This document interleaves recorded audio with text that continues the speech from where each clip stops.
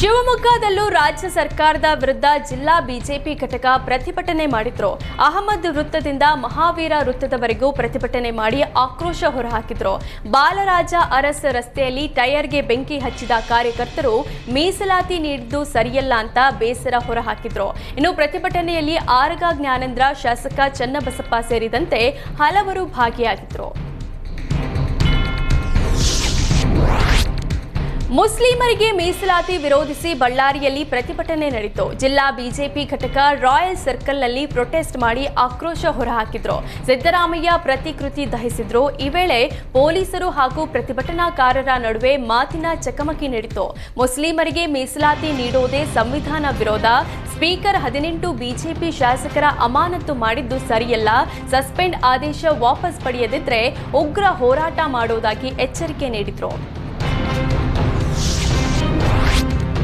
ಮುಸ್ಲಿಮರಿಗೆ ಗುತ್ತಿಗೆಯಲ್ಲಿ 4% ಮೀಸಲಾತಿ ನೀಡಿರುವ ರಾಜ್ಯ ಕಾಂಗ್ರೆಸ್ ಸರ್ಕಾರದ ವಿರುದ್ಧ ದೋಸ್ತಿ ನಾಯಕರು ಹೋರಾಟಕ್ಕೆ ಮುಂದಾಗಿದ್ದಾರೆ.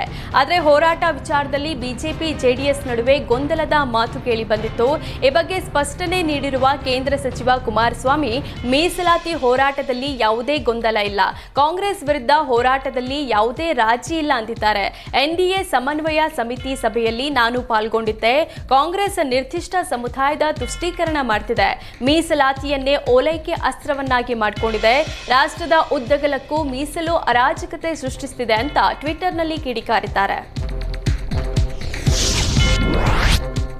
ಮುಸ್ಲಿಂ ಸಮುದಾಯಕ್ಕೆ ಗುತ್ತಿಗೆಯಲ್ಲಿ ಮೀಸಲಾತಿ ವಿರೋಧಿಸಿ ಬೆಳಗಾವಿಯಲ್ಲಿ ಬಿಜೆಪಿ ಕಾರ್ಯಕರ್ತರು ಡಿಸಿ ಕಚೇರಿ ಮುಂಭಾಗದಲ್ಲಿ ಪ್ರತಿಭಟನೆ ನಡೆಸಿದ್ರು. ಈ ವೇಳೆ ಡಿಸಿ ಕಚೇರಿ ಬಳಿ ಗ್ಯಾರಂಟಿ ಬಗ್ಗೆ ಹಾಕಿದ್ದ ಸಿದ್ದರಾಮಯ್ಯ ಜಾಹೀರಾತು ಬ್ಯಾನರ್ ಹರಿದು ಹಾಕಿದ್ದಾರೆ. ಈ ವೇಳೆ ಬಿಜೆಪಿ ಕಾರ್ಯಕರ್ತರು ಪೊಲೀಸರ ನಡುವೆ ನೂಕಾಟ ತಳ್ಳಾಟ ನಡೆದಿದೆ.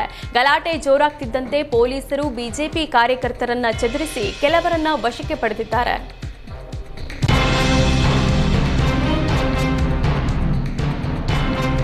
ಸದನದಲ್ಲಿ ಬಿಜೆಪಿ ಶಾಸಕರ ಅಮಾನತು ಖಂಡಿಸಿ ಉತ್ತರ ಕನ್ನಡ ಜಿಲ್ಲಾ ಬಿಜೆಪಿ ಕಾರ್ಯಕರ್ತರು ಪ್ರತಿಭಟನೆ ನಡೆಸಿದ್ರು. ಕಾರವಾರದ ಜಿಲ್ಲಾಧಿಕಾರಿ ಕಚೇರಿ ಎದುರು ಪ್ರತಿಭಟನೆ ನಡೆಸಿ ಆಕ್ರೋಶ ವ್ಯಕ್ತಪಡಿಸಿದ್ರು. ಕಾಂಗ್ರೆಸ್ ಸರ್ಕಾರ ಭ್ರಷ್ಟ ಸರ್ಕಾರ, ರಾಜಣ್ಣರಂತ ಮುಖಂಡರ ಮೇಲೆ ಹನಿ ಟ್ರ್ಯಾಪ್ ನಡೆಸಲು ಯತ್ನಗಳು ನಡೆದಿದೆ.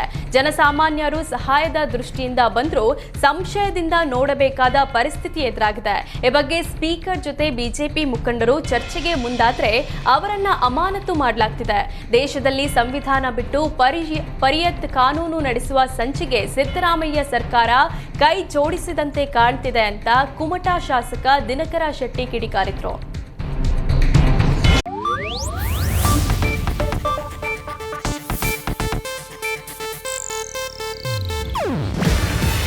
ಇದು ಏಷ್ಯಾನೆಟ್ ನ್ಯೂಸ್ ನೆಟ್ವರ್ಕ್ ಪ್ರಸ್ತುತಿ. ನೀವು ನೋಡ್ತಿದ್ದೀರಾ ಏಷ್ಯಾನೆಟ್ ಸುವರ್ಣ ನ್ಯೂಸ್.